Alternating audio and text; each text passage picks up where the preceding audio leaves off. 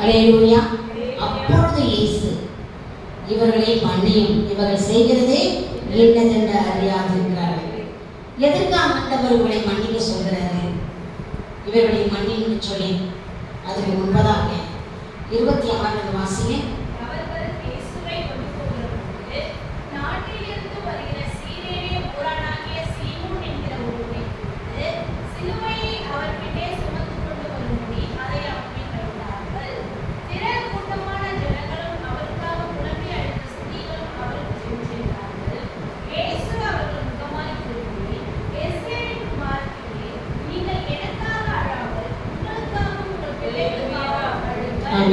ஆண்டவர் சொல்றாரு, பல விதமான முதலாவது அப்படி வார்த்தை இவர்கள் செய்கிறது என்னதென்று அறியாத சொன்னார். அடுத்தபடி அழுது வருகிற ஜனங்களை பார்த்து அவர் சொல்கிறதே, எனக்காக அழாதீங்க, உங்களுக்காகவும் உங்கள் பிள்ளைகளுக்கு அழுகிறது. ஆண்டவர் நல்ல ஒரு காரியத்தை அந்த நேரத்தில், அந்த சிலுவை பாடு நேரத்தில் அவங்க சொன்னார், எனக்காக நீங்க அழாதீங்கம்மா, உங்களுக்காக உங்கள் பிள்ளைகளுக்காக.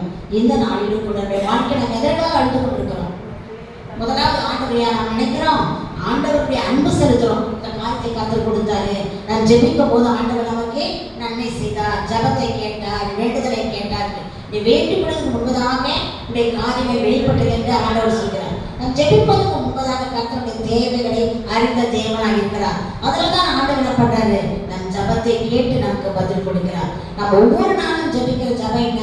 ஆண்டவர் என் கணவரை ஆசீர்வதியும், என் கணவரை மாற்றும், என் பிள்ளைகளை ஆசீர்வதியும். நமக்கு எத்தனை பிள்ளைகளோ அத்தனை பிள்ளைகள் பெயரை சொல்லி அவர் பெருமையாக சொல்லி நம்ம ஜெபிக்கிறோம். இதனுடைய வாழ்க்கையின் எல்லாமே ஆரம்ப கட்டம். இதுதான் வாழ்க்கையின் குறிக்கோள். முதலாவது நம்முடைய குடும்பம். ஆண்டவர் சொன்ன வார்த்தைகளை, உனக்காக உன் பிள்ளைகளுக்காக அழுங்க. நமக்காக நம்முடைய பிள்ளைகளுக்காக ஆண்டவர் சத்தத்தில் அழும் போது ஆண்டவர் சுகம் தருகிற தேவனாக இருக்கிறார். நாம் எதெல்லாம் நம்ம ஜெபிக்கிறோமோ எல்லாவற்றையும் பெற்றுக்கொள்கிறோம். நாட்கள் கடந்தாலும், காலங்கள் கடந்தாலும், நேரங்கள் கடந்தாலும் ஆண்டவர் என்ன பண்றாரு, நமக்கு பதிலை கொடுக்கிற கர்த்தராக இருக்கிறார். அல்லேலூயா. இப்படிப்பட்ட ஆண்டவராக இயேசு கிறிஸ்துவினுடைய சாயலை நாம் பெற்றிருக்கும் போது ஆண்டவரை போல நாம் நாடுகிறோமா? ஆண்டவரை போல நடக்கிறதான ஒரு கிருபை நமக்கு இல்லை. ஆண்டவரை பார்க்கும் போது அவர் என்ன பண்றாரு, சிலுவை பாடிட தன் சுயத்தை அடக்கினவராய் காணப்பட்டார். சுயம் சுயம் என்று சொல்லுவோம், தனக்காக பார்க்காதபடி தன் சுயத்தை கட்டுப்பிடித்துக் கொண்டார். அநேக ஜனங்கள் அவரை இகழ்ந்து பேசுகிறார்கள். ஜனங்கள் நின்று பார்த்து கொண்டிருந்தார்கள். அவர்களோடு கூட அதிகாரிகளும் அவரை இகழ்ந்து, இவன் மற்றவர்களை ரட்சித்தான், இவன் தேவனால் தெரிந்து கொள்ளப்பட்ட கிறிஸ்துவானால் தன்னைத்தானே ரட்சித்துக் கொள்ளட்டும் என்றார்கள். ஆமென். பல பேர் இகழ்ந்து பேசுறாங்க, நீ இயேசுவா, நீ பிதாவா, உன்னையே ரட்சித்துக்கொள், அந்த சிலுவையிலிருந்து இறங்கி வரக்கூடாது என்று பல விதமான இகழ்ந்து பேசுகிற வார்த்தைகளை ஆண்டவரை குறித்து பேசும்போது அவரிடம் எவ்வளவாய் தன்னை கட்டுப்படுத்திக் கொண்டார். தன்னை கட்டுப்பட சுயத்தை, அதாவது அவர் எல்லாமே அதிகாரம் உண்டு. அவர் சொல்கிறார், நான் அங்கிருந்து பிதாவை கூப்பிட்டாலும் அநேக தூதர்கள் அனுப்பி எல்லாவற்றையும் மடங்கடிக்க முடியும் சொல்லி ஆண்டவர் சொன்னாலும் கூட அதை நான் செய்ய மாட்டேன்னு சொல்லி அவர் அமைதியில் உள்ளவராக தன்னுடைய காரியத்தை கட்டுப்பிடித்துக் கொண்டு எல்லாம் அவரால் செய்ய முடியும். அவர் பேசப்படும் போது கூட அவருடைய வார்த்தையினாலும் கூட அவரை கண்டித்து பேசியிருக்கலாம். எல்லாவற்றையும் ஆண்டவர் அமைதிப்படுத்தி சுயத்தை கட்டுப்படுத்தினார். இந்த நாளிலும் கூட நம்முடைய குடும்பங்கள் நம்ம எப்படியாக இருக்கிறோம்? அல்லேலூயா. குடும்பம் நடத்தும் போது பலவிதமான வார்த்தைகள் நம்ம மத்தியில் பேசப்படும் போது கூட நம்முடைய வார்த்தை எப்படி இருக்கிறது? நம்ம சுயத்தை கட்டுப்படுத்த மாட்டோம். அல்லேலூயா. சுயத்தை கட்டுப்படுத்தாதபடி ஏதாவது ஒரு வார்த்தை, அது தவறான வார்த்தை இல்லாவிட்டாலும் கூட கோபமான ஒரு வார்த்தை வாயிலிருந்து புறப்படுவதா இருக்கிறது. அல்லேலூயா. அதுதான் ஆண்டவர் சொல்கிறார். இந்த வசனத்தை நானே காலையில வாசிக்கும் போது என்னையே நான் என்ன பண்றேன், நொந்து கொண்டவளா இருக்கிறேன். சின்ன சின்ன விஷயத்தோட அது கூட கோபம் உண்டாகுது அப்படின்னா சுயம், இந்த சுயத்தையே நம்ம கட்டுப்படுத்த முடியவில்லை. அல்லேலூயா. இப்படிதான் பழைய அவர்களோட கம்மாரி துப்பினார்கள், நிச்சயமாக துப்பினார். ஆனால் எல்லாத்தையும் துடைத்து கொண்டார். இயேசு கிறிஸ்து சகலத்தை செய்ய முடியவர். உன்னை தொடர்போதே ஒரு அதிசயம், கரங்களை தொடர்போதே அற்புதம். அப்படிப்பட்ட தேவன் எல்லாவற்றையும் தாங்கி கொண்டு நடக்கும் போது நம்ம சகித்துக் கொள்ள முடியவில்லை. அல்லேலூயா. நம்ம பலவிதமான வார்த்தை பேசாவிட்டாலும் கூட உள்ளத்திலே கோபம் கொள்கிறோம். அல்லேலூயா. நான் வார்த்தை பேச மாட்டேன், உள்ள நான் வந்து எரிச்சலா இருக்கும். இப்படி சொல்லிட்டாங்களே, இப்படி பேசிட்டாங்களேன்ட்டு இன்னும் அதிகமாக எரிச்சுக்கிறோம். ஜபத்தில் உட்கார்ந்து ஜபம் வராது. என் வாழ்க்கையின் அடிகள் எப்பாவது ஜெபிக்க உட்காந்து முதலாவது என்ன பண்றோம், ஆண்டோட சங்கத்தை ஆண்டவரே இந்த காரியம் இடத்துல இருக்குது, இதை மாற்றி போடுங்க அப்படின்னு சொல்லும்போது அந்த காரியம் வெளிப்பட்டு மீண்டுமாய் நம்ம ஜெபிக்கக்கூடிய ஒரு விடுதலை கர்த்தர் கொடுக்கிறார். அதான் தேவனுக்குள் நம்ம என்ன பண்ணோம், அவனுடைய சமூகத்தில் ஒப்பு கொடுக்க வேண்டும், நம்மை நிதானிக்க வேண்டும். தேவன் நமக்கு ஒரு அபிஷேகத்தை கட்டளை சொன்னால் நம்மை நிதானித்து பார்க்க வேண்டும். ஒருவன் தன்னைத்தான் நிதானித்து பார்த்தால் நியாயம் தீர்க்கப்படும். அல்லேலூயா. யாருமே நம்ம வந்து பார்த்து நீ கெட்டவன்னு சொல்றது கிடையாது. தன்னை தான் நம்ம சோதித்து அறிந்து கொள்ள வேண்டும். நாம் எப்படி இருக்கிறோம், நாம் எப்படி நடக்கிறோம், நாம் எப்படி பேசுகிறோம், இதை தான் பார்க்க வேண்டும். தேவன் தன்னை கட்டுப்படுத்திக் கொண்டு தன் உணர்வுகளை அவர் கட்டுப்படுத்தினார். அவருக்கு உணர்வுகள் உண்டு, கோபப்பட உணர்வு உண்டு, அதிகாரப்பட உணர்வு உண்டு, பேச அதிகாரம் உண்டு. ஆனால் உணர்வுகளை கட்டுப்படுத்திக் கொண்டு ஆண்டவரே இவர்களை மன்னியும், இவர்கள் செய்வதே என்னதென்று அறியாதீர்களேலூயா. இந்த நாளிலும் கூட நமக்கு கூட கூடுமானவர்கள் என்ன பண்ணோம், உள்ளத்தினாவது மன்னிக்கக்கூடிய குணத்தை நாம் பெற்றுக்கொள்ள வேண்டும். நம்ம பயங்கரமான எரிச்சல் நமக்கு வருது. உண்மையா கிறிஸ்தவளா இருக்கிற நம்முடைய வாழ்க்கையில நாம் கிறிஸ்தவ பெண்களா இருக்கும் போது உலகத்துல அநேக அநியாயம் செய்யலாம், அநேக அதிகமாக கோபப்படலாம். ஆனால் கர்த்தருக்குள் வந்திருக்கும் யாரு, தேவனால் தெரிந்து கொள்ளப்பட்டவள் தான், தேவனால் முன்குறித்து அழைக்கப்பட்டவள் தான், தாயின் வயிற்றில் உருவகம் அறிந்து கொண்டவன் தான். அல்லேலூயா. அதனால தான் கர்த்தர் நாளில் நம்மை கொண்டு வந்திருக்கிறார். இன்னும் இன்னும் இன்னும் அதிகமாய் அவருக்குள் நாம் பெறப்பட வேண்டும். இன்னும் இன்னும் அதிகமாக அவருக்குள் நாம் பக்திக்குள்ளாய் காணப்பட வேண்டும். அல்லேலூயா. அவர் பெற்றதான காரியங்கள் நமக்குள்ளாய் காணப்பட வேண்டும். அல்லேலூயா. மத்திய சுவிசேஷம் 26:53.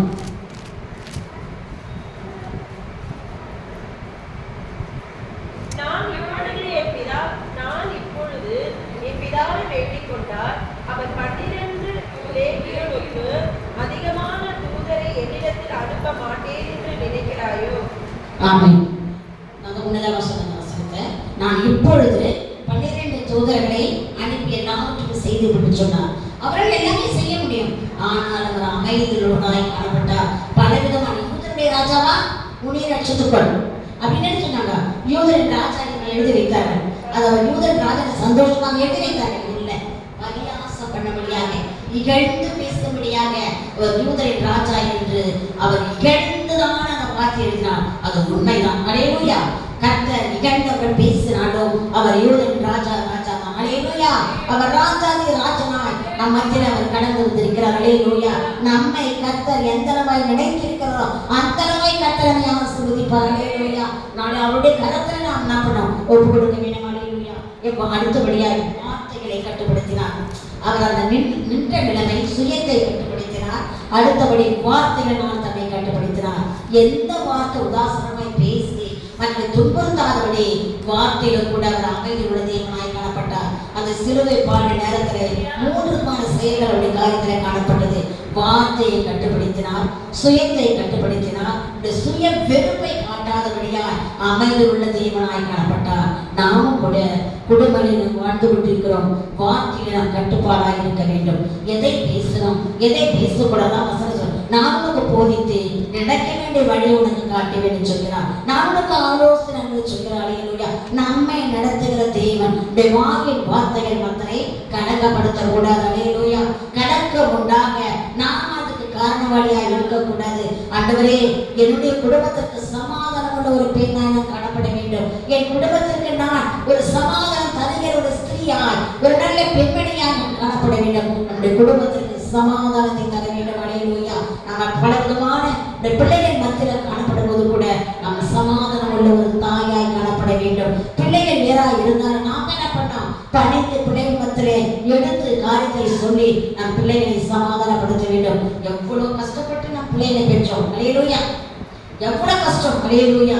கஷ்டப்படும் சிஸ்டர்னா இவ்வளவு கஷ்டம். அதிகமாக சாதாரண அதை விட கஷ்டம். இப்படி கஷ்டப்பட்ட பிள்ளைகளை என்ன பண்றோம், நல்லா அடிக்கணும். பிள்ளையை நம்ம பிறந்தால் அடிக்கதான் வேண்டும். பிறந்தை கையாடணும் என்ன பண்ணலாம், தன் பிள்ளையை பகைக்கிறான். நம்ம கையாடணும்.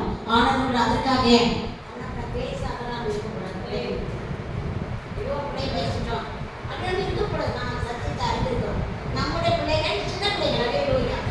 இருக்கும்போது நாம் பிள்ளைகளுடைய வழியிலே போக வேண்டும். அல்லேலூயா. பிள்ளைகளை நடத்த வேண்டிய வழியிலே நாம் நடத்த வேண்டும். அவர்கள் நம்மை தூர போனாலும் கூட நாம் என்ன பண்ணோம், அவள் கிட்ட கிட்ட போய் அந்த பிள்ளைகளுக்கு அன்பு செலுத்தும் போது பிள்ளைகளுடைய வழியை நாம் மாற்ற முடியும். அல்லேலூயா. ஆண்டவருடைய கிறிஸ்து சொன்னாரு, எனக்காக அழாதீர்கள், உங்கள் பிள்ளைகளுக்காக. அல்லேலூயா. அவரே அந்த வார்த்தை சொல்லும்போது நாம் அழுது ஜெபிக்கிறோம். ஆனாலும் கூட ஜபத்தோடு விட்டுவிடக்கூடாது. எந்த விதத்திலாவது பிள்ளைகளை என்ன பண்ணோம், சமாதானப்படுத்தி நமக்குள்ளாக இந்த கரங்களுக்குள்ளாக அந்த பிள்ளையை வைத்துக் கொள்ளும் போது கர்த்தனுடைய குணசாலியான ஸ்திரீ. அல்லேலூயா. அந்த நீதிமன்ற புஸ்தகம் 30 பார்க்கும்போது குணசாலியான ஸ்திரீ செய்த ஒவ்வொரு செயல்கள், அல்லேலூயா, அதிக இருட்டோடு அவள் எழுந்து கொள்கிறாள். காலையிலே எழுந்து தன் காரியங்களை அவள் செய்யக்கூடிய ஒரு ஸ்திரீயாக அவள் காணப்பட்டுக் கொண்டிருக்கிறாள். அதனால தான் எல்லா காரியம் செய்ய முடிகிறது. அவளை பார்த்து வியாபார கப்பல் என்று சொல்கிறார்கள். வியாபார கப்பல் எப்படி? அல்லேலூயா. அவள் எல்லாம் உதாரணமாக வியாபார கப்பல்னா அந்த காலத்துல சாலமன் ராஜா கூட கப்பல் அதிகமாக வாங்கி விற்று அதிகமான லாபத்தை பெற்ற வேதத்தில் வாசிக்கிறோம். இந்த நாளிலும் கூட ஒரு பெண்ணை குறித்து இவள் வியாபார கப்பல் என்று அங்க சாலமன் சொல்கிறார். அல்லேலூயா. இன்றைக்கு நாம் பெண்களா இருக்கிறோம், நாம் வியாபார கப்பல் தான். அப்ப அந்த வியாபார கப்பலா இருப்பதற்கு நாம் எப்படி நடக்க வேண்டும்? அல்லேலூயா. ஆண்டவராக சுயத்தை அவர் கட்டுப்படுத்தினார், வார்த்தையை கட்டுப்படுத்தினார், எல்லாமே தன் அங்கங்கள் இருக்கிற ஒவ்வொரு உறுப்புகளும் அவர் கட்டுப்படுத்தி அவங்களை என்ன பண்றது, தூஷிக்கப்படும்போது கர்த்தருடைய ஆடையெல்லாம் பிடிக்கும்போது கையை இழுத்து கொடுக்கலாம். இந்த சட்டையை இழுக்காதபடி தன் கரத்தை வைத்து அந்த சட்டையை அவர் பிடித்து வைத்திருக்கலாம். கரத்தினாலும் கூட அவர் பாவம் செய்யாதபடி தன்னை முழுமையாக நமக்காக விட்டுக் கொடுத்த தேவன். அல்லேலூயா. நாளிலும் கூட சுயத்தை நாம் கட்டுப்படுத்திக் கொள்ள வேண்டும், உணர்வுகளை கட்டுப்படுத்திக் கொள்ள வேண்டும், வார்த்தையை கட்டுப்படுத்திக் கொள்ள வேண்டும்.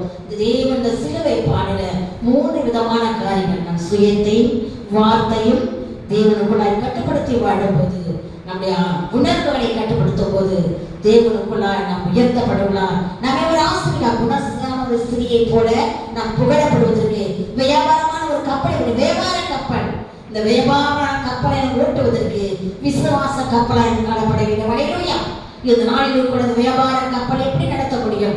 ஒரு பெண் அதிகாலையிலே எழுந்தால் தான் தன் காரியங்களை செய்ய முடியும்.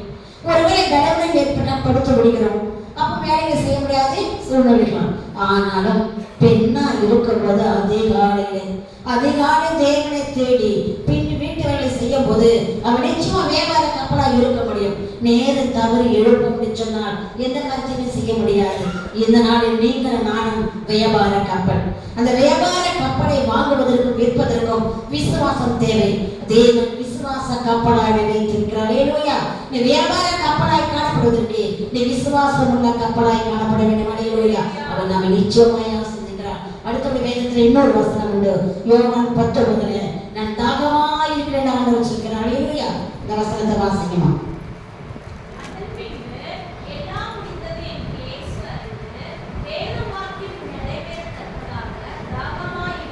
ஆமென்.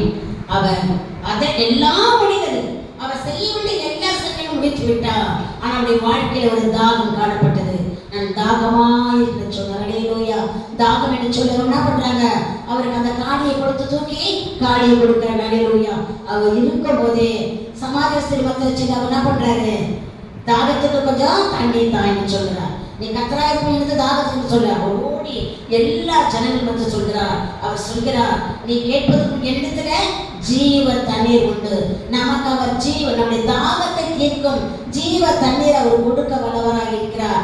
நாம் எந்த தண்ணீரை கொடுக்கலாக இருக்கிறோம்? அடுத்தபடியா மத்திய சுவிசேஷம் 23 நினைக்கிறேன், 26. நான் பசியா இருந்தேன், எனக்கு நீங்கள் ஆகாரம் கொடுத்தீர்கள்.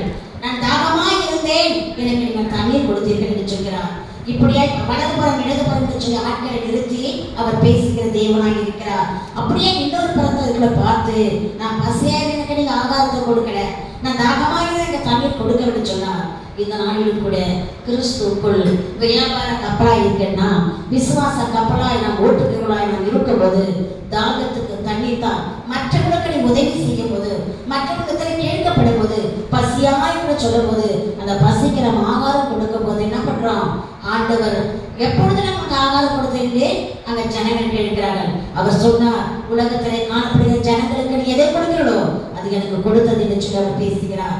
இந்த நாளிலும் கூட ஆண்டவர் இயேசு கிறிஸ்து முதலாவது அந்த சிலுவை பாடல தன்னை சுயத்தை ஒப்பு கொடுத்தவராய் காணப்பட்ட உணர்வுகளை கட்டுப்படுத்தினார், வார்த்தையை கட்டுப்படுத்தார். அடுத்தபடியாய் தாகமாய் சொல்லும் போது அந்த தாகத்திற்கு மற்றவர்களுக்கு நீ உதவி செய்கிறது தேவனுடைய தாகத்தை தீர்க்க மற்றும் உதவி செய்து ஜீவ தண்ணீரை கொடுக்கிறதா இருக்கிறது. இந்த நாளிலும் கூட இந்த காரியங்கள் செயல்படும் போது நிச்சயமாய் கர்த்தர் நம்மை ஆசீர்வதிப்பார். அல்லேலூயா.